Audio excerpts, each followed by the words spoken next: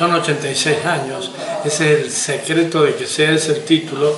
Al cumplir los 86 años elegimos esto de 86 disparos, porque yo tengo la noción de que mi vida ha sido una sucesión de muchos disparos individuales, disparos del entorno, disparos sociales, disparos eclesiales, una cantidad de acontecimientos que han hecho que no sea una especie de tránsito de nubes rojas por un firmamento limpio, sino una especie de disparos constantes, con constantes variantes, a veces con mucha gravedad de consecuencias, tanto en lo individual como en lo social, como en lo eclesial. Me han tocado los grandes acontecimientos de estos tiempos y todos los tengo como resumidos en estos 86 años de vida. ¿Qué es lo que quizás más fue el disparo que más le provocó dolor y el que más le provocó felicidad? Sí, no tanto de dolor y felicidad, casi todos los disparos han sido una exigencia de reacción, de acomodarme a una circunstancia nueva. Por ejemplo, en el orden individual tuvo mucho impacto mi ordenación sacerdotal, a la cual llegué con muchísimas dudas y me largué después con absoluta generosidad y siendo absolutamente fiel a todo lo que se me había dado como estructura, que después lo lamenté profundamente porque había una cantidad de cosas indeseables con que me cargó el seminario. El segundo impacto muy importante fue el enamoramiento a los 26 años, ya siendo sacerdote, que tuvo una historia bastante particular y por eso no concretó con mi abandono del sacerdocio. Después mi viaje a Roma, estando ya en Río Ceballos, que significó una decepción con una cantidad de cosas que vi en Roma, que me hicieron ver desde mi ingenuidad, que a pesar de tener más de 30 años, sin embargo, seguía un poco con la ingenuidad infantil de pensar que la iglesia era una cosa perfecta, que no había todo lo que me hicieron descubrir. Después mi libro, Sin tapujos, la vida de un cura, que marcó una etapa muy fuerte en cuanto a oposición, en cuanto a escándalo, en cuanto a amenaza desde dentro de la iglesia y también en cuanto a florecimiento de una cantidad de gente que estuvo de acuerdo con que hubiera esa gran manifestación de sinceridad que fue ese libro. Eso en lo individual. En lo eclesial, el Papa con 23, el Concilio Vaticano II, el movimiento del Tercer Mundo, todas estas cosas en las cuales estuve y que todas eran estremecedoras. Y en el orden político, en el orden social, desde cuando yo estaba en Villa María, entre el año 51 y el 57, todos los acontecimientos políticos, lo de Sobral, una cantidad de cosas que se hicieron, y el movimiento católico de juventudes, la revolución del 55, todas esas cosas. Aquí en Belville estaba entonces el padre Ambrosio Avelino Antuña, muy amigo mío, y yo venía a consultar, que era un gran teólogo y un gran sociólogo. Tenía una visión muy especial de todos los acontecimientos sociales. Pero todo eso lo viví muy intensamente.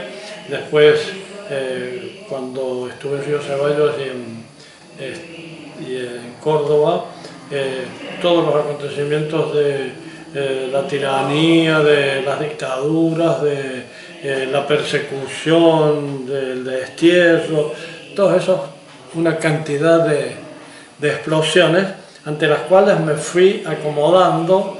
Creo que fui madurando, no sé hasta dónde, pero creo que fui madurando, y por eso el decir 86 disparos es como el gozo de tener una escopeta de 2 caños para largar estrellas por todas partes para que den el poquito de luz que yo recogí a través de esos acontecimientos. Usted me hablaba recién de su libro Sin tapujos, un libro que todavía está dando que hablar.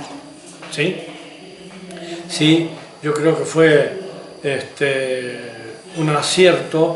Yo empecé a escribirlo pensando en que así me recuperaba a mí mismo en mi historia que había prácticamente olvidado y dejado de lado después de transcurrido todo lo que narraba allí. Pero cuando vi lo que pasaba, entonces se hipotecaba el arzobispado de Boston porque había que pagar las indemnizaciones por las acusaciones de abusos sexuales y de acoso. Aparecía lo de Grassi en 2004 con una fuerza tremenda y estaba el concepto de que se destapaba una olla que había que seguir destapando y era una podredumbre en total. Entonces yo quise hacer una expresión de sinceridad de lo que yo había vivido como cura, tal cual como lo había vivido, y con todas las cosas que significan, descubriendo el hombre que hay en el cura, que fundamentalmente somos eso todos, y entonces eso produjo un gran escosor, y en principio comenzó desde allí una manera distinta de ver el celibato, de ver las actitudes de los sacerdotes, las actitudes autoritarias que muchísimas veces sirvieron para dar pie a los acosos y a presentar lo que estaba mal como si estuviera bien, de manera que trajo una gran tempestad dentro de la iglesia. Me amenazaron durante 2 años, casi me estuve defendiendo jurídicamente hasta llegar a la apelación a la asignatura apostólica, que es el Supremo Tribunal del Vaticano.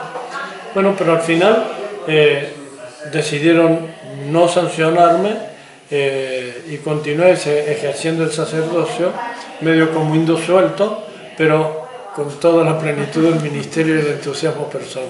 ¿Cuál es su opinión o su postura sobre el caso Grassi, ¿no? Un caso que recién días atrás fue encarcelado, se ha gozado de muchos privilegios, algunos dicen que por dinero, otros dicen que por poder.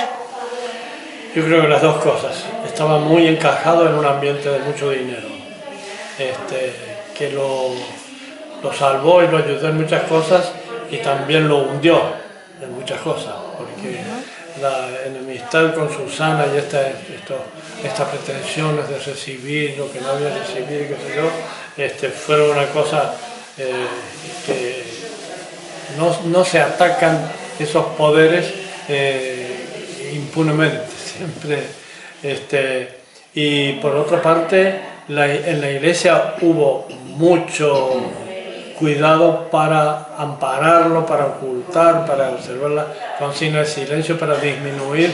Hubo muchas influencias. Toda esa libertad que gozó de tantos modos que nadie goza normalmente con una acusación así, fueron por influencia eclesiástica, una influencia muy fuerte. Yo creo que le tengo mucha lástima, porque en el fondo no es solamente él. En la estructura de la iglesia, en esta especie de obsesión por defender el celibato, que es una cosa antinatural, ha impedido, por ejemplo, que Grassi tuviera una familia.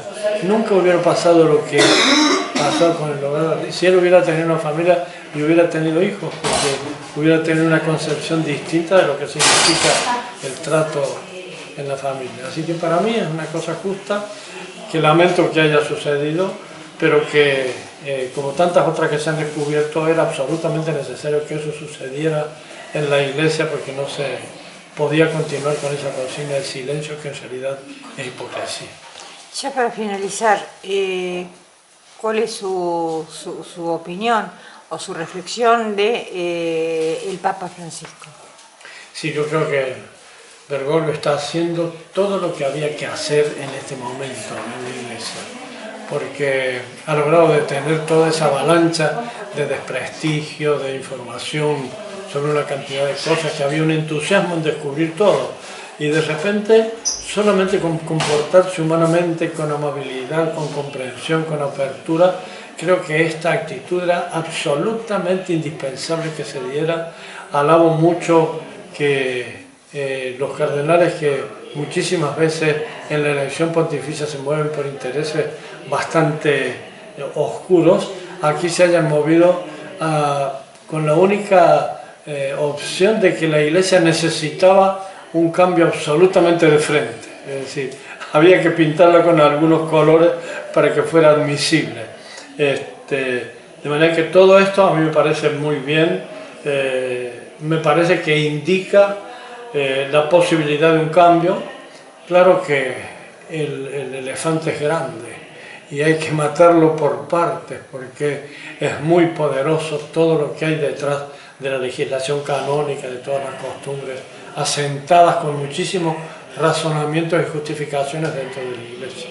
Pero yo creo que es el único comienzo que se podía hacer a una labor de reforma.